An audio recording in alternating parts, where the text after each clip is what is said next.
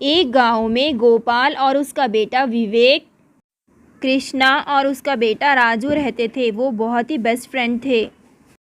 गोपाल और विवेक पैसों के बहुत ही लालची थे। कृष्णा और राजू का दिल बहुत ही बड़ा था। विवेक और राजू एक ही कॉलेज में पढ़ते और वो दोनों भी पढ़ाई में बहुत ही अच्छे थे। एक दिन दोनों ने कॉलेज में टॉप किया।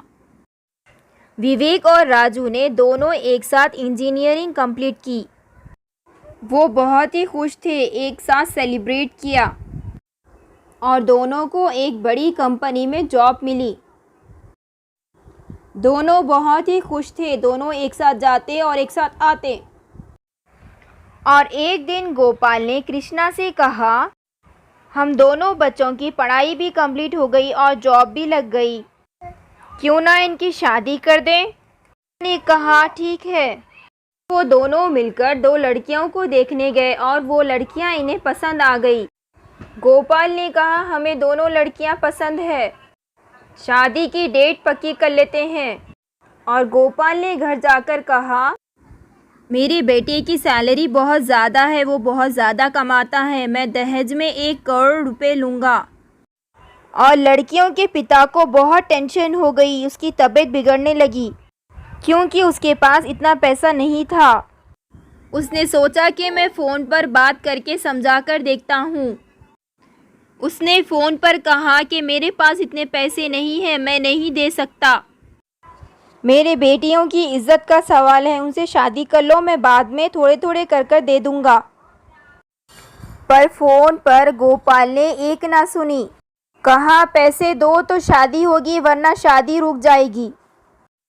फिर पिता ने सोचा, मैं अपनी प्रॉपर्टी बेचकर पैसे दे दूंगा, क्या करूंगा इस प्रॉपर्टी को रखकर, मेरी बेटियों की खुशी में ही मेरी खुशी है। फिर उसने डीलर को फ़ोन किया, कहा कि मुझे मेरी प्रॉपर्टी बेचनी है।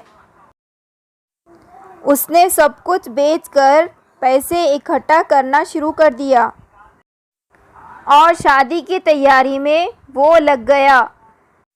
उसने ब्रीफकेस में पैसे डालकर 1 करोड़ गोपाल को दिया और गोपाल से कहा कि ये तुम्हारी अमानत है।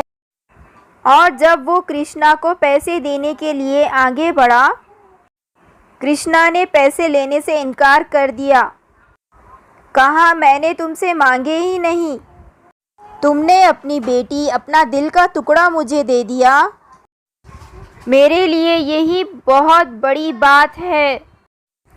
बस इन दोनों को अपनी दुआ दे देना कि ये जीवन में हर चीज़ हासिल कर सके और खुशी खुशी अपना वैवाहिक जीवन जी सके। और बेटियों के पिता की आंख भर आई और कहा कि तुम्हारा दिल बहुत बड़ा है, ऐसा बोलने वाले बहुत कम होते हैं। गोपाल को ये सब देख के शर्मिंदगी महसूस होने लगी और लड़कियों के पिता से माफ़ी मांगी। कहा, मुझे माफ़ कर दो, मैंने दहेज मांगकर गलती की, मुझे माफ़ कर दो और ये पैसे वापस ले लो। और कहा, कृष्णा तुम सही कह रहे हो, इसने करोड़ों की प्रॉपर्टी अपनी बेटियां हमें दे दी, यही बहुत बड़ी बात है, मुझे शर्मिंदगी महसूस हो रही है, मुझे ऐसा नहीं करना चाहिए था, मुझे माफ़ कर दो। और खुशी खुशी अपने बहुओं को घर ले आए बैंड बाजे के साथ और गर्व से कहने लगे, ये हमारी बेटियां हैं, दहेज लेना बहुत बड़ा पाप है। आपको ये कहानी थोड़ी भी पसंद आई तो मेरे चैनल को प्लीज़ सब्सक्राइब करें और लाइक करें।